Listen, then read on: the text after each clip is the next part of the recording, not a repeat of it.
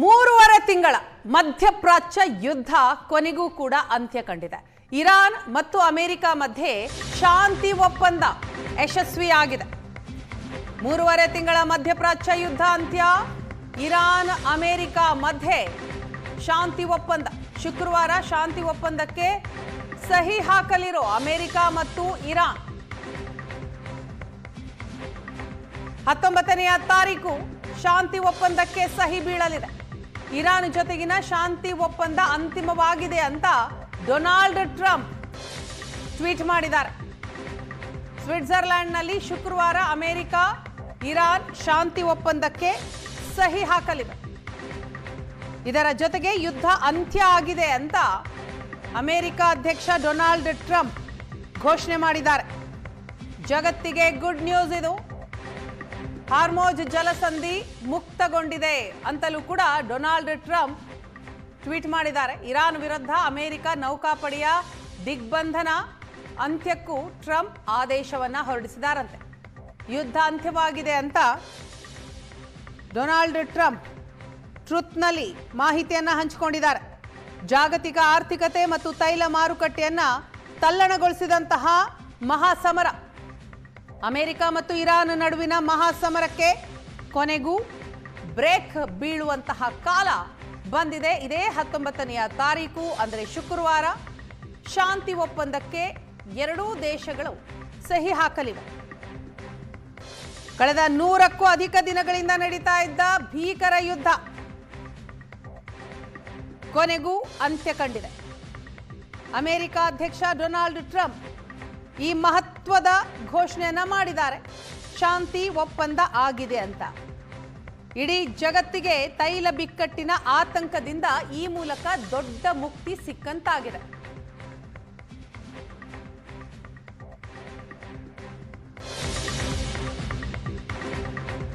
America Iran ಯುದ್ಧಕ್ಕೆ ಕದನ ವಿರಾಮ ಘೋಷಿಸಿದ ಪಾಕಿಸ್ತಾನದ ಮಧ್ಯಸ್ಥಿಕೆಯಲ್ಲಿ ಸಂಧಾನ ಸಭೆ ನಡೆಯಿತು. ಆ ಸಭೆ ಯಶಸ್ವಿಯಾಗಿದೆ, ಸಕ್ಸಸ್ ಕಂಡಿದೆ.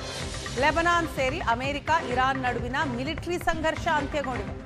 ಜೂನ್ 19ರಂದು ಸ್ವಿಟ್ಜರ್ಲೆಂಡ್ನಲ್ಲಿ ಅಧಿಕೃತ ಸಹಿ ಸಮಾರಂಭ ಕೂಡ ಇದೆ. ಶಾಂತಿ ಒಪ್ಪಂದದ ಕುರಿತು ಪಾಕ್ ಪ್ರಧಾನಿ ಶಹಬಾಜ್ ಶರೀಫ್ ಅವರು ಕೂಡ ಟ್ವೀಟ್ ಮಾಡಿದ್ದಾರೆ. ಮಧ್ಯಸ್ಥಿಕೆಯಲ್ಲಿ ಪ್ರಯತ್ನಿಸಿದ ಕತಾರ್, ಸೌದಿ, ಟರ್ಕಿಗೂ ಕೂಡ ಈ ಸಂದರ್ಭದಲ್ಲಿ ಧನ್ಯವಾದವನ್ನ ತಿಳಿಸಿದ್ದಾರೆ ಶಹಬಾಜ್ ಶರೀಫ್. ಟ್ವೀಟ್ನ ಮೂಲಕ ಕದನ ವಿರಾಮದ ಬಗ್ಗೆ ಪಾಕ್ ಪ್ರಧಾನಿ ಮಾಹಿತಿಯನ್ನ ಕೊಟ್ಟಿದ್ದಾರೆ. ಪಾಕಿಸ್ತಾನದ ಮಧ್ಯಸ್ಥಿಕೆಯಲ್ಲಿ ನಡೆದಂತಹ ಸಂಧಾನ ಸಭೆ ಕೊನೆಗೂ ಕೂಡ ಯಶಸ್ವಿಯಾಗಿದೆ. ಈ ಕುರಿತಾಗಿ ಪಾಕಿಸ್ತಾನ ಟ್ವೀಟ್ ಮಾಡಿದೆ. ಪಾಕ್ ಪ್ರಧಾನಿ ಶಹಬಾಜ್ ಶರೀಫ್ ಅವರ ಟ್ವೀಟ್ ಅನ್ನ ಗಮನಿಸ್ತಾ ಇದ್ದೀರಿ. ಈ ಒಪ್ಪಂದಕ್ಕೆ ಮಧ್ಯಸ್ಥಿಕೆಯಲ್ಲಿ ಪ್ರಯತ್ನ ಪಟ್ಟಂತಹ ಕತಾರ್, ಸೌದಿ, ಟರ್ಕಿಗೂ ಕೂಡ ಧನ್ಯವಾದವನ್ನು ಅರ್ಪಿಸಿದ್ದಾರೆ ಪಾಕ್ ಪ್ರಧಾನಿ. ಈ ಮೂಲಕ ಪಾಕ್ ಕಡೆಯಿಂದಲೂ ಕೂಡ ಶಾಂತಿ ಒಪ್ಪಂದದ ಮಾಹಿತಿ ಬಂದಿದೆ. ಶಾಂತಿ ಒಪ್ಪಂದ ಸಕ್ಸಸ್ ಆಗಿದೆ ಅಂತ ಮಾಹಿತಿಯನ್ನು ಹಂಚಿಕೊಂಡಿದ್ದಾರೆ ಪಾಕ್ ಪ್ರಧಾನಿ. ತಕ್ಷಣದಿಂದಲೇ ಮಧ್ಯಪ್ರಾಚ್ಯದಲ್ಲಿ ಕದನ ವಿರಾಮ ಜಾರಿ. ಅಮೆರಿಕ, ಇರಾನ್ ದೇಶಗಳ ಪರಸ್ಪರ ದಾಳಿ ನಿಲ್ಲಬೇಕು. ಮಧ್ಯಪ್ರಾಚ್ಯ ಮಹಾಸಂಘರ್ಷಕ್ಕೆ ಈ ಮೂಲಕ ಅಂತಿಮ ಮುದ್ರೆ ಬಿದ್ದಿದೆ.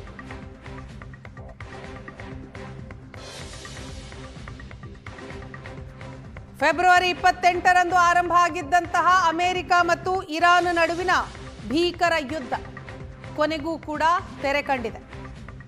3.5 ತಿಂಗಳ ಕಾಲ ನಡೆದಂತಹ ಸಂಘರ್ಷ ಇದು. ಈಗ ಅಂತಿಮ ಸಮ್ಮತಿ ಎರಡೂ ದೇಶಗಳಿಂದ ಬಂದಂತಹ ಹಿನ್ನೆಲೆಯಲ್ಲಿ ಕದನ ವಿರಾಮ ಜಾರಿ. ಜಾಗತಿಕ ತೈಲ ಮಾರುಕಟ್ಟೆಯ ಜೀವನಾಡಿ ಈ ಹಾರ್ಮೋಜ್ ಜಲಸಂಧಿ ಅದನ್ನ ಪುನಃ ತೆರೆಯೋದಿಕ್ಕೆ ನಿರ್ಧರಿಸಲಾಗಿದೆ. ಈ ಕುರಿತಾಗಿ ಪಾಕ್ ಕಡೆಯಿಂದಲೂ ಕೂಡ ಸ್ಪಷ್ಟನೆ ಬಂದಿದೆ.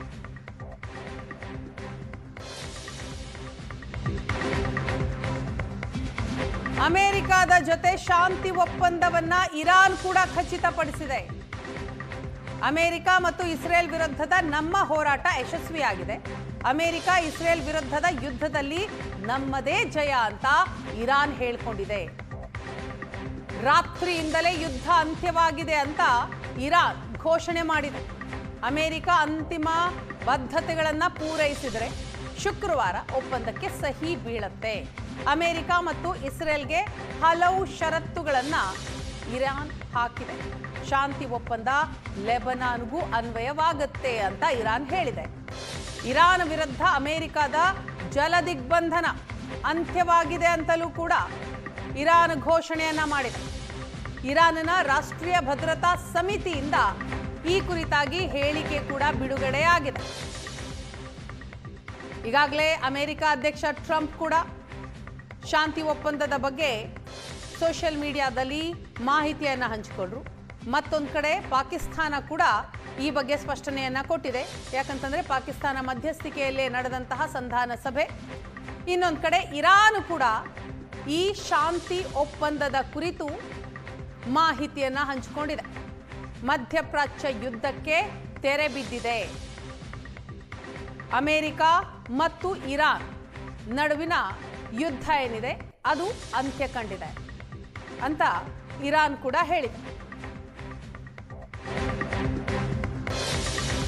ಅಮೆರಿಕ ಇರಾನ್ ಮಧ್ಯೆ ಶಾಂತಿ ಒಪ್ಪಂದ ಯಶಸ್ವಿಯಾಗಿದೆ. ಜೂನ್ 19ರಂದು ಸ್ವಿಟ್ಜರ್ಲ್ಯಾಂಡ್ನಲ್ಲಿ ಈ ಕುರಿತು ಅಧಿಕೃತ ಸಹಿ ಬೀಳಲಿದೆ.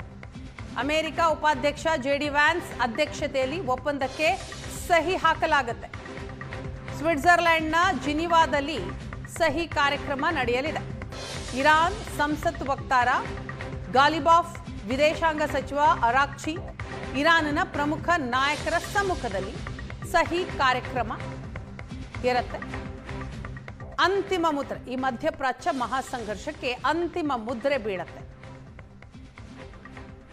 ಅಮೆರಿಕ ಇರಾನ್ ದೇಶಗಳ ನಡುವಿನ ಸಂಘರ್ಷ ಏನಿದೆ ಆ ಸಂಘರ್ಷಕ್ಕೆ ಜೂನ್ 19ರಂದು ಸ್ವಿಟ್ಜರ್ಲೆಂಡ್ನಲ್ಲಿ ಅಧಿಕೃತ ಸಹಿ ಹಾಕೋದರ ಮೂಲಕ ಅಂತಿಮ ಮುದ್ರೆ ಬೀಳಲಿದೆ. ಅಮೆರಿಕ ಉಪಾಧ್ಯಕ್ಷ ಜೆಡಿ ವ್ಯಾನ್ಸ್ ಅಧ್ಯಕ್ಷತೆಯಲ್ಲಿ ಈ ಒಪ್ಪಂದ ಸಹಿ ಕಾರ್ಯಕ್ರಮ ಇದೆ. ಸ್ವಿಟ್ಜರ್ಲ್ಯಾಂಡ್ನ ಜಿನಿವಾದಲ್ಲಿ ಕಾರ್ಯಕ್ರಮ ನಡೆಯುತ್ತೆ. ಈ ಸಂದರ್ಭದಲ್ಲಿ ಇರಾನ್ ಸಂಸತ್ ವಕ್ತಾರ ಗಾಲಿಬಾಫ್, ವಿದೇಶಾಂಗ ಸಚಿವ ಅರಾಕ್ಚಿ ಹಾಗೂ ಇರಾನ್ನ ಪ್ರಮುಖ ನಾಯಕರು ಇರ್ತಾರೆ.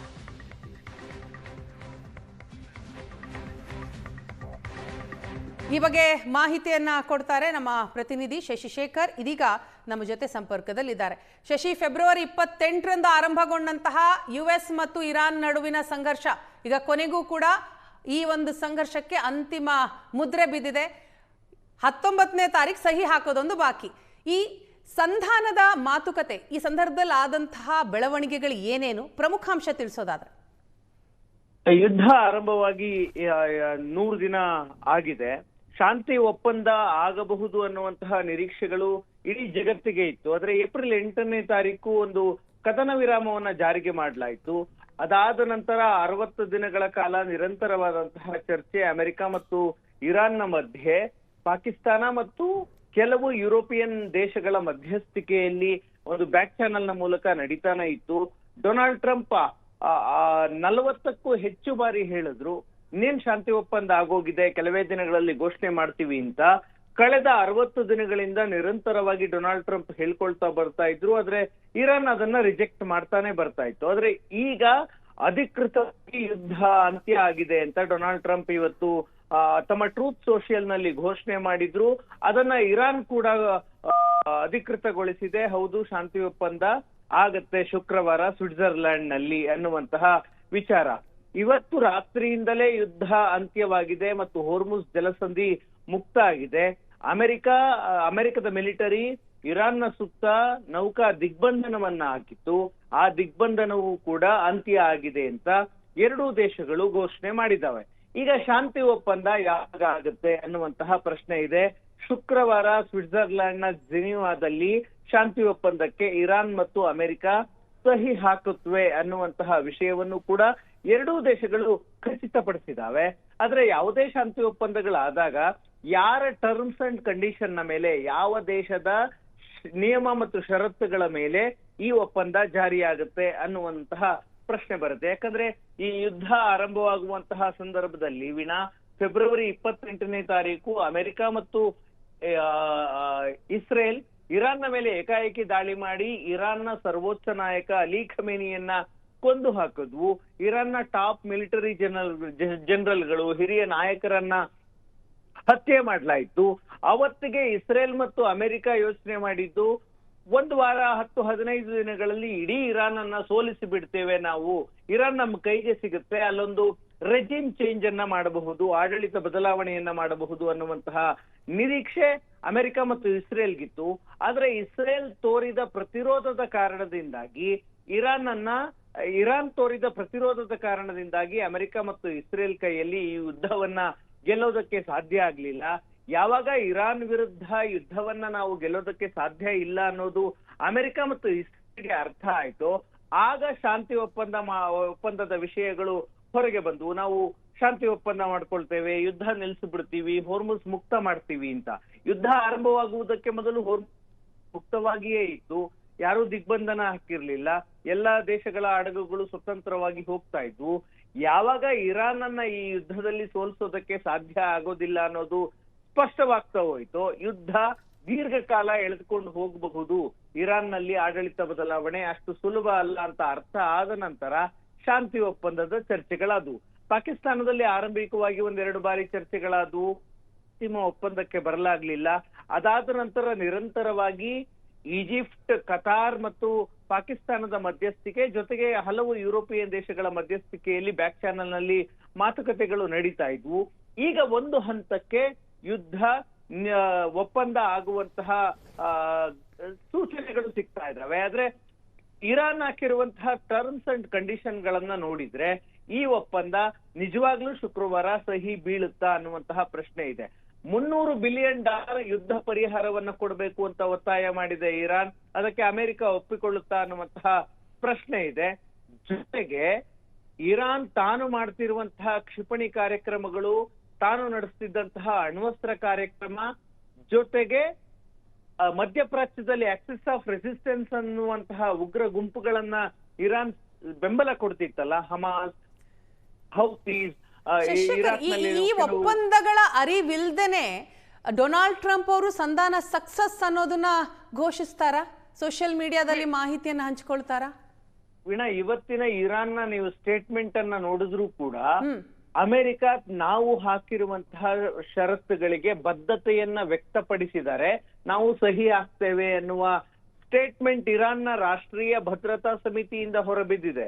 ಇರಾನ್ನ ಸರ್ವೋಚ್ಚ ಬಾಡಿ ಅದು, ಆ ಸಂಸ್ಥೆ ನೀಡಿರುವಂತಹ ಹೇಳಿಕೆಯನ್ನ ನೋಡಿದ್ರೆ ಇರಾನ್ ಹಾಕಿರುವಂತಹ ಷರತ್ತುಗಳಿಗೆ ಅಮೆರಿಕ ಒಪ್ಪಿದರೆ ಮಾತ್ರ ನಾವು ಸಹಿ ಹಾಕ್ತೇವೆ ಅಂತ. ಒಂದು ವೇಳೆ ಅಮೆರಿಕ ಸಹಿ ಹಾಕಿದ್ದೇ ಆಗ್ಲಿ, ಯುದ್ಧದಲ್ಲೂ ಕೂಡ ಅಮೆರಿಕಕ್ಕೆ ಹಿನ್ನಡೆಯಾಗುತ್ತೆ, ಇರಾನ್ನ ಜೊತೆಗಿನ ಒಪ್ಪಂದದಲ್ಲೂ ಕೂಡ ಹಿನ್ನಡೆಯಾಗುತ್ತೆ. ಇರಾನ್ ಕ್ಷಿಪಣಿ ಕಾರ್ಯಕ್ರಮವನ್ನ ನಿಲ್ಲಿಸಬೇಕು, ಕ್ಷಿಪಣಿ ಸಂಗ್ರಹವನ್ನ ನಿಲ್ಲಿಸಬೇಕು ಅನ್ನೋದು ಅಮೆರಿಕ ಮತ್ತು ಇಸ್ರೇಲ್ನ ಒತ್ತಾಯ. ಆದ್ರೆ ಈ ಒಪ್ಪಂದದಲ್ಲಿ ಆ ವಿಷಯವೇ ಪ್ರಸ್ತಾಪ ಇಲ್ಲ ಅಂತ ಇರಾನ್ ಹೇಳ್ತಾ ಇದೆ. ಜೊತೆಗೆ ಅಣ್ವಸ್ತ್ರ ಕಾರ್ಯಕ್ರಮವನ್ನ ನಿಲ್ಲಿಸಬೇಕು, ಇರಾನ್ ಅಣ್ವಸ್ತ್ರವನ್ನ ಮಾಡೋ ಹಂಗಿಲ್ಲ ಅಂತ ಅಮೆರಿಕ ಮತ್ತು ಇಸ್ರೇಲ್ ಹೇಳ್ತಾ ಇದೆ.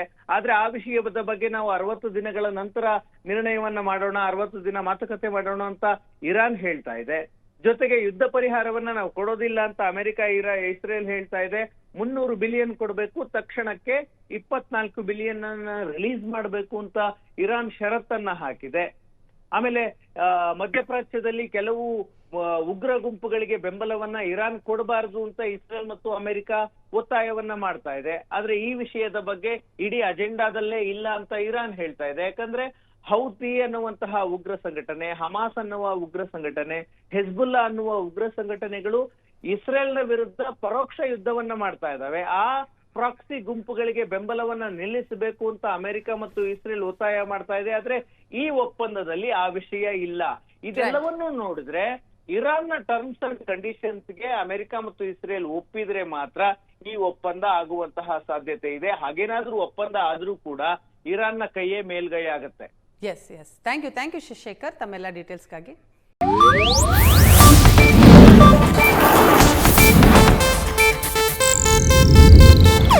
ಇದು ಏಷ್ಯಾನೆಟ್ ನ್ಯೂಸ್ ನೆಟ್ವರ್ಕ್ ಪ್ರಸ್ತುತಿ.